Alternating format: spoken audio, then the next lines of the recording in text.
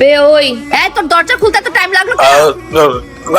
আমি ছেলে আনিসা এটা উঠা, এটা আঁকড়াই নিয়ে চল। টাকা দাওয়ার কথা মনে থাকে না না? কত বড় সাহস, আমার ফোন ধরে না। এই রহিমা জি। হাত লাগা।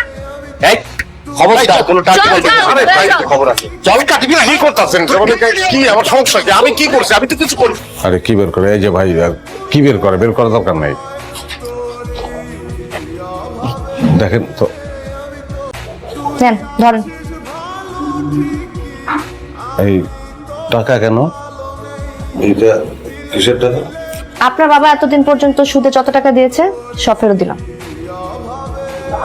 বলেন কি আপনি সুদ নিবেন না না ভাই, সুদটা আসলে একটা হারাম ব্যবসা। এই ব্যবসা কোনো শান্তি নেই। এই ব্যবসা করলে পরিবারের কেউ না কেউ সবসময় অসুস্থ থাকে, বিপদ একটা লেগেই থাকে।